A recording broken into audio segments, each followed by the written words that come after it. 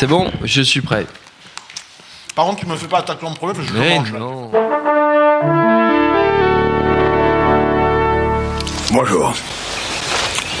C'est moi Orson Welles. J'aime pas trop les voleurs et les fils de pute. Salut Ciné, votre rendez-vous avec le cinéma qui, vous le savez, regarde avec toujours un peu de circonspection les emballements critiques, les films vendus comme incontournables, les nouveautés qu'il faut avoir aimé, quitte à passer pour le club des grincheux de service, on le sait bien, mais que voulez-vous, on ne se refait pas, on va donc une nouvelle fois faire honneur à notre réputation de gros relou en disant assez peu de bien de Ghost Story, le petit événement critique de cette fin d'année qu'on va aborder avec le trio de cinéphiles bien vivants réunis ici à l'antenne Paris. Yannick Daran, salut Yannick. Salut. David Honora, salut David. Oui. Et d'accord. Et Alexandre Ravo, salut Alex. Bonsoir. Bonsoir. C'est nos ciné épisode 113 et c'est parti. Monde de merde. Pourquoi il a dit ça? C'est ce que je veux savoir. The Ghost Story, donc de David Lowery, cinéaste cool, estampillé Sundance, qui a quand même commis le remake live-action de Peter Elliott le Dragon, sachez-le. Ghost Story, donc, c'est l'histoire d'un homme, Casey Affleck, qui décède dans un accident de voiture et revient sous forme de fantôme dans sa maison, où vit sa veuve éplorée, jouée par Rooney Mara. Rien de bien original, me direz-vous, mais si, car le mec, le fantôme, il est recouvert d'un drap blanc, comme un gamin de 3 ans déguisé en fantôme. Gros concept. Je résiste pas à la tentation de vous lire la conclusion du résumé du film sur Allociné, histoire de vous montrer un peu où on met la barre. Je cite donc: condamné à ne plus être qu'un simple spectateur de la vie qui fut la sienne avec la femme qu'il aime et qui toutes deux lui échappent inéluctablement, le fantôme se laisse entraîner dans un voyage à travers le temps et la mémoire, en proie aux ineffables questionnements de l'existence et à son incommensurabilité. Bam, dans ta gueule. A writer writes a novel. A songwriter writes a song. We do what we can to endure. Et la critique donc se touche très fort sur ce film. On nous parle de merveilles, de chefs-d'œuvre. C'est aussi sans doute dû au fait que le film a remporté 3 prix à Deauville, dont celui du jury. Parlons peu, parlons bien. Votre avis sur le film, messieurs? J'attends que Yannick finisse son assiette de fromage. On va commencer donc par David. David, à toi. Non, bon, on est clairement dans l'incommensurabilité. Ah bah oui, je trouve que c'est un terme qui s'est prête assez bien. Ouais. Non, bah, pour commencer, je vais quand même. Enfin, moi, il y a 2-3 choses que j'aime bien dans le film.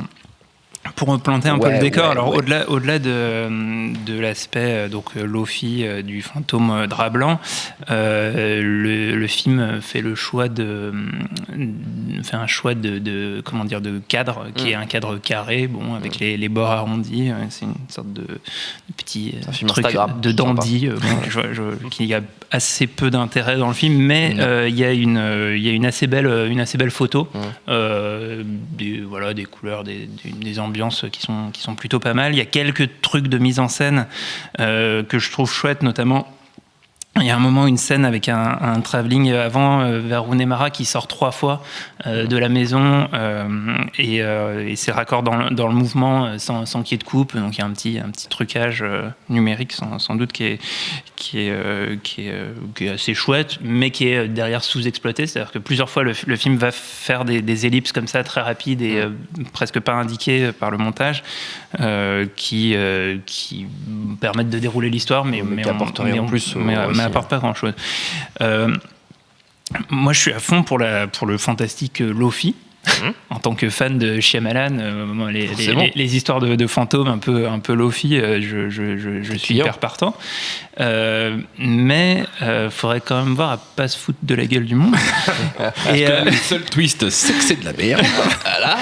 Et ce qui est quand même bien quand on raconte une histoire comme ça, c'est de décrire un minimum les personnages. Donc là, le film littéralement.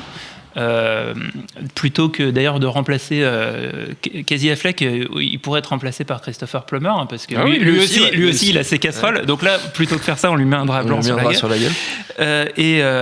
Et du coup, les personnages sont pas du tout. J'aurais préféré Christopher Plummer, je pense, le film. Mais enfin, bref, ça aurait apporté un truc en plus. Un peu plus marrant. Les personnages sont absolument pas écrits. C'est-à-dire que il y a une exposition qui sert uniquement à préparer une sorte de pseudo-twist tout pourri qu'on voit venir à des années-lumière à l'avance. Enfin non, parce que les années-lumière, c'est pas une indication de temps, mais bref. Toute cette culture, David Honora. Et du coup, le film se perd dans un enfin, d'une certaine manière, est presque trop content de son récit, de sa structure.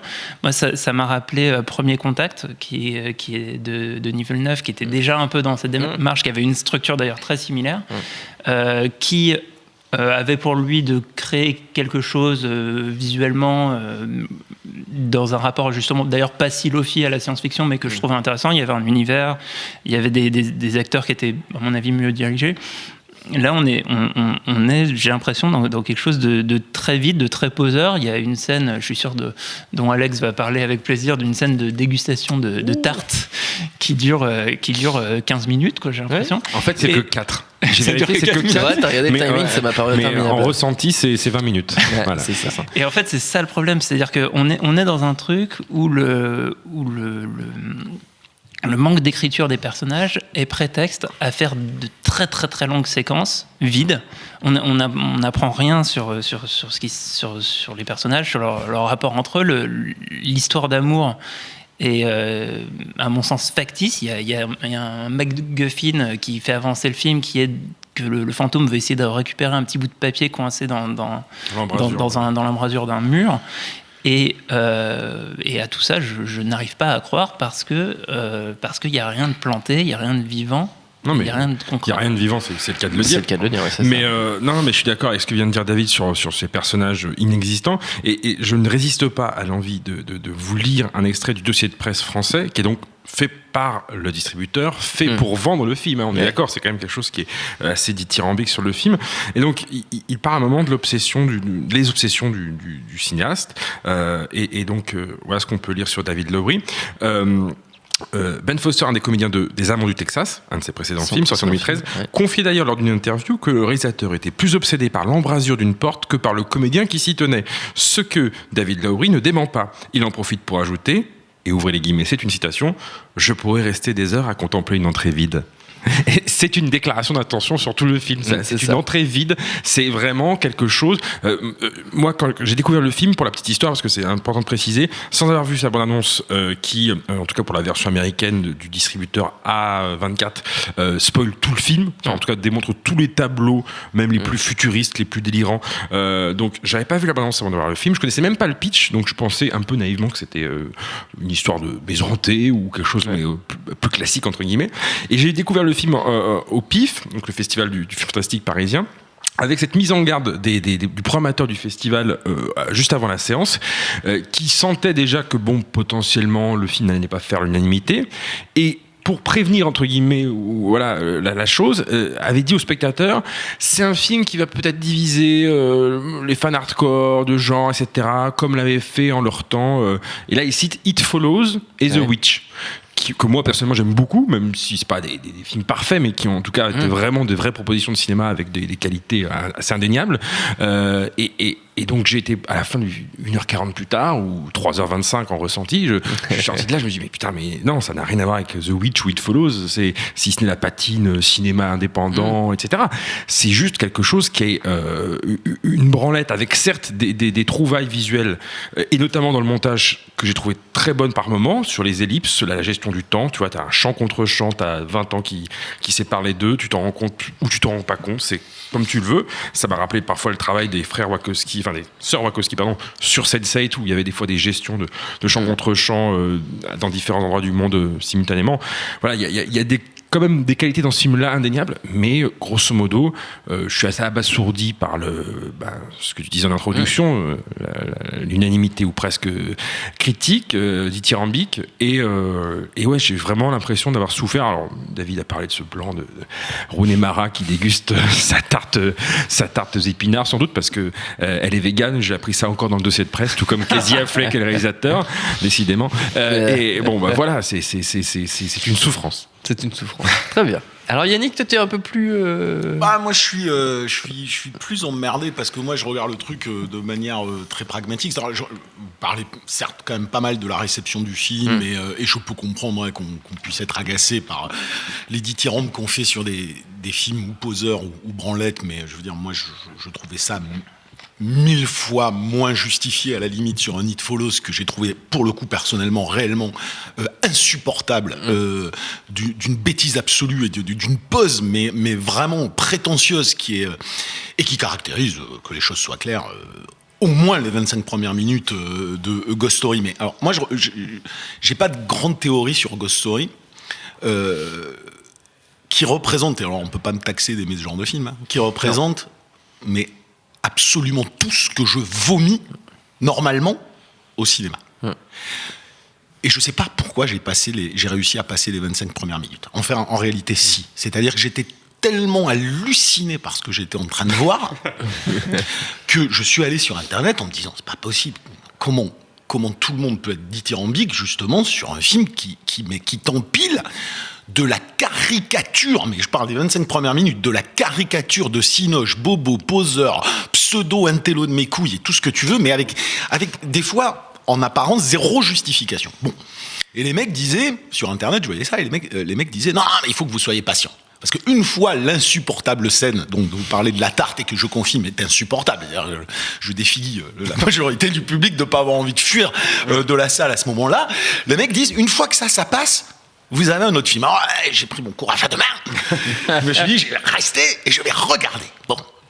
Et effectivement, il y a un truc qui se passe. Moi, je trouve qu'il y a un truc qui se passe. Mais qui est que de l'ordre vraiment du ressenti. C'est-à-dire que je suis d'accord avec vous sur les petites qualités que vous mettez en exergue, et en particulier un certain travail sur les chants contre chants, sur la composition du cadre, la spatialité, qui des fois est maligne.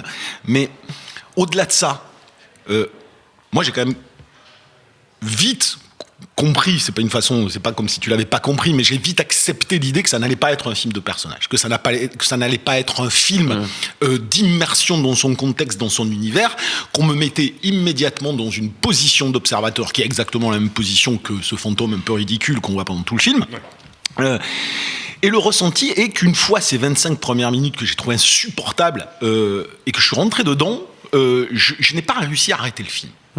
C'est bien qu'il y a quelque chose qui s'est produit, donc j'ai pas le recul encore nécessaire pour. Mais la chose qui me semble évidente, moi, c'est que ce qui est assez fascinant, c'est qu'il va au bout de son concept. Alors effectivement, le twist, comme tu le dis, on le voit venir, et on comprend la mécanique. Énorme. Comme on n'a pas besoin d'avoir un mec dans un monologue qui nous fait un monologue nihiliste. Voilà, un monologue nihiliste qui est censé éclairer le sens du film. Là où finalement, moi, tu me mets Matthew McConaughey dans la première scène de True Detective, et je trouve que c'est juste 1000 fois plus puissant, et ça n'a pas besoin d'être chiant pour véhiculer la même idée, sauf qu'au bout d'un moment, c'est la scène avec Will Oldham, c'est ça, c'est ça, voilà, ouais. Sauf qu'au bout d'un moment, il y a quelque chose qui se passe dans notre perception du récit et de sa temporalité. C'est-à-dire que c'est pas simplement de dire oh là là, c'est un grand film métaphysique sur l'éternité, ou alors sur l'héritage qu'on laisse et tout ça, parce que ça, c'est ce qui est dicté dans le discours. Par contre, il y a une réalité de la perception de cette temporalité-là. Et du coup, quand on rentre là-dedans, des choix qu'on aurait pu croire être complètement abstraits et complètement factices, quoi, fallacieux, j'ai envie de dire, et qui serait juste de la pose parce que moi il y a des trucs que j'ai toujours pas compris dans le film, excuse-moi, mais tu vois, la première scène, la caméra qui part du ciel, qui tombe d'un coup comme ça, qui s'enchaîne avec un travelling d'une demi-heure sur une nana qui tire une caisse, à ce moment-là j'étais là, ok mec, tu dois avoir un truc à dire, mais là j'ai vraiment pas capté.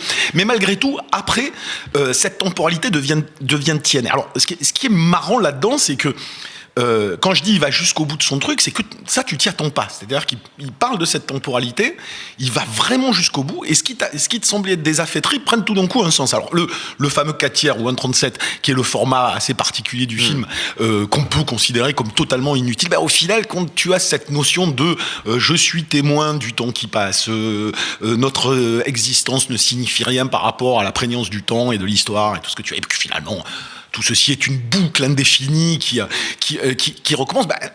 T'as à chaque fois dans un élément la notion de passé, présent, futur. Qu'est-ce que ça veut dire le temps ?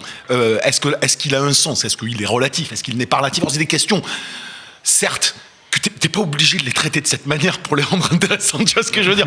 Et c'est ça la limite que j'ai par rapport à ce film-là, c'est que il te le fait comme un putain de chemin de croix, c'est-à-dire que ça se mérite de ressentir, c'est sacrificiel presque comme démarche. Et ce bâtard, il le dit d'ailleurs dans son truc quand on lui dit la scène de la tarte, là t'es gentil, mais il dit mais si les gens se barrent, c'est parfait.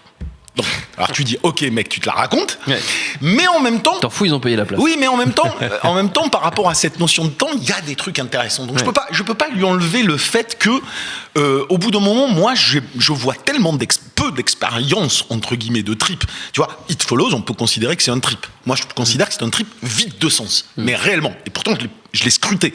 Celui-là, je l'ai scruté, je le trouve visuellement horrible à plein de niveaux.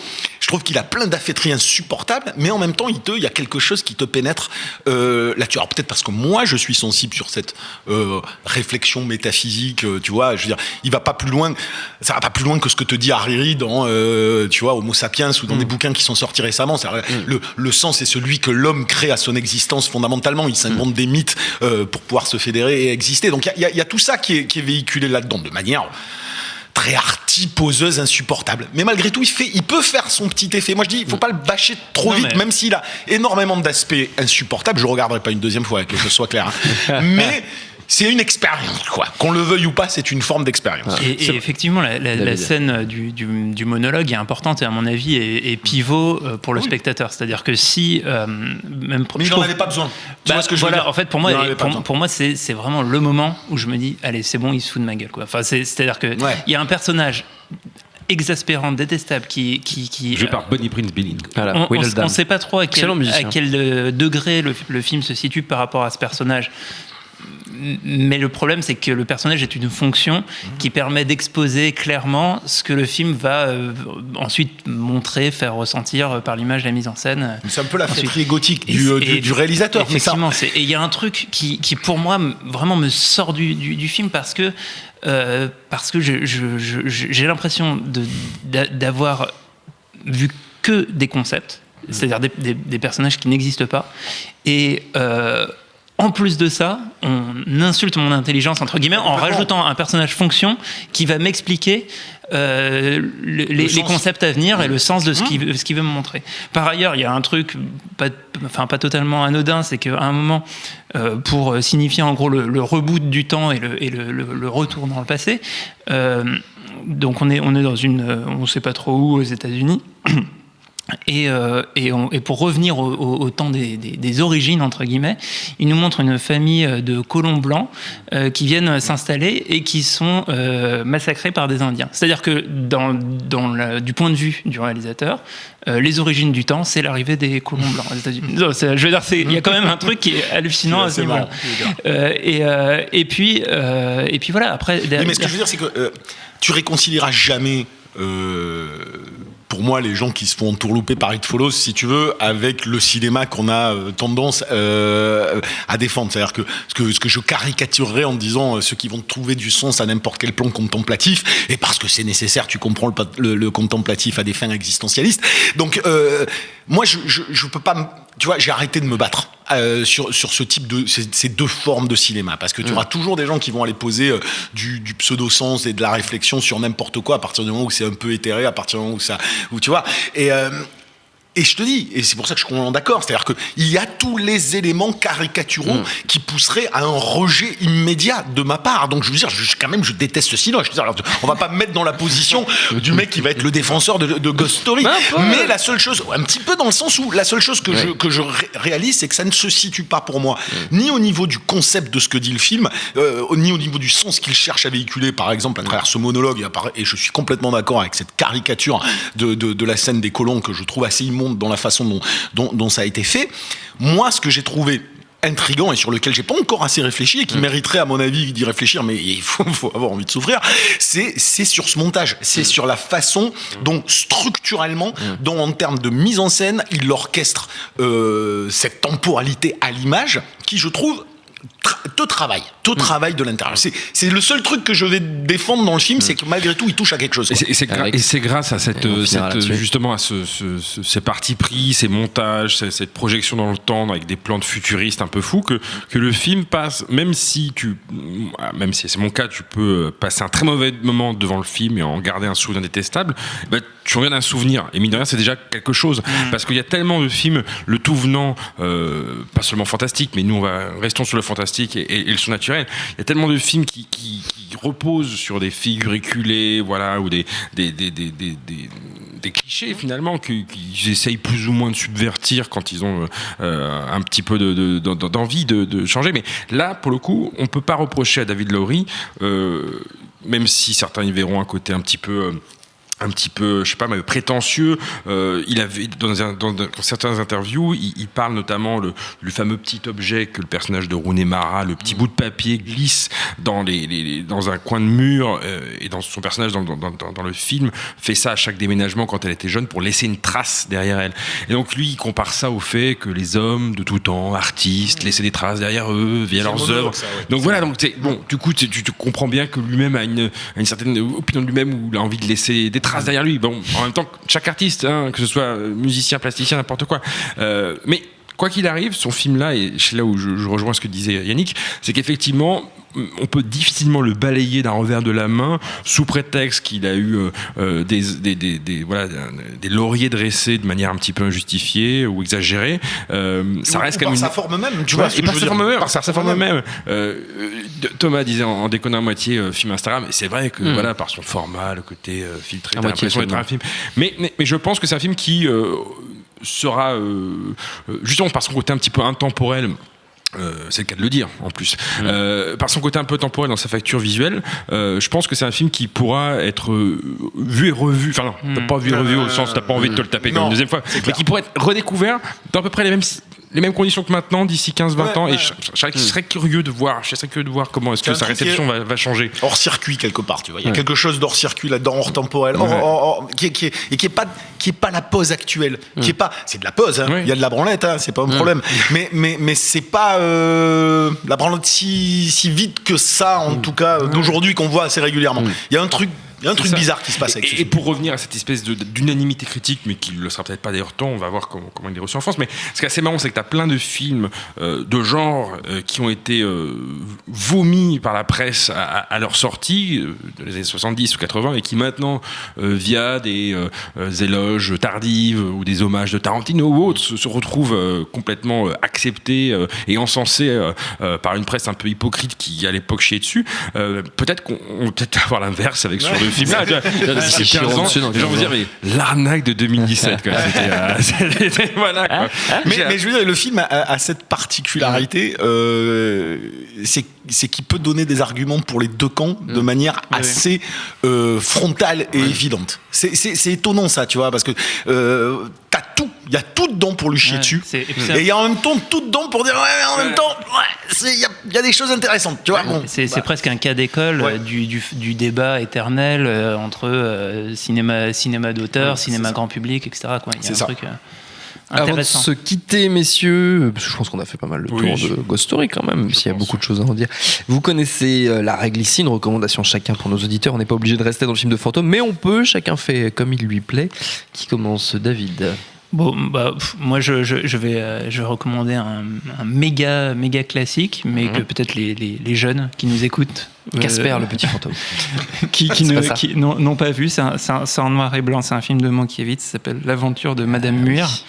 Et c'est un film d'amour et un film de fantôme qui est très low-fi, puisque c'est un film qui doit dater de 47. Oui, c'est ça, la fin des années 40, j'aurais dit. Ouais. Et qui pour moi est d'une modernité incroyable. Enfin, il y a un sens de l'écriture, de la mise en scène, pour le coup, de construction de personnages qui est assez époustouflant. Et je trouve que... je dis ça, peut-être tout le monde qui nous écoute a déjà vu ce film. Je suis pas sûr. Donc je recommande très chaudement de le découvrir. Alex. Quand il a parlé de grands classiques que tout le monde avait déjà vu, je pensais à Ghost avec Patrick Swayze, quoi, et Unchained Melody. Que du coup, j'ai presque envie de conseiller. C'est un peu ça sans la poterie. Hein, c'est ça sans la poterie. Que la poterie apporte quand même vachement au film. Et Whoopi Goldberg. Whoopi Goldberg, c'est un peu Will Oldham. C'est vrai. Non, moi je vais quand même rester dans le film de fantôme aussi. Et bizarrement, quand je pense à un film de fantôme, je pense souvent à l'Espagne. Il y a plusieurs films qui seraient potentiels au pif. J'aurais pu en citer d'autres, mais au pire, je vais mettre les autres d'Alejandro Amenábar. Los Otros. Petite histoire, anecdote personnelle qui n'intéressera personne, mais je le dis quand même. C'est un film que j'ai vu au moment de sa sortie en Espagne, mais du coup, je l'ai vu en version espagnole. Alors, certes, c'est un film espagnol, mais quand même avec Nicole Kidman, dont tourné en langue anglaise. C'était une expérience un peu bizarre. J'ai compris le twist quelques mois plus tard. Yannick. En reco, il a tout à fait raison. Il faut voir des films espagnols. D'ailleurs, il ne faudrait voir que des films espagnols. Parce que franchement, ce moment. Heureusement qu'il y a eux, sinon on se suiciderait, quoi. Et en film fantastique, puisqu'ils disaient les autres, autant citer l'orphelinat de Bayona, qui est quand même sur le deuil aussi, et plein de choses. Moi, ça. Alors, je vais citer un truc, je l'ai pris là sur mon téléphone parce que le titre est impossible à retenir. Ça s'appelle. C'est un court-métrage, en fait, que j'avais découvert, moi, à la télé. Et quand j'ai regardé Ghost Story, ça m'a fait penser à ce truc. Mais ce truc est fait de manière comique, mais ça m'avait fait exactement penser à ça. Et c'était une espèce de fausse bande-annonce de thriller qui s'appelle The Horribly Slow Murderer with the Extremely Inefficient Weapon.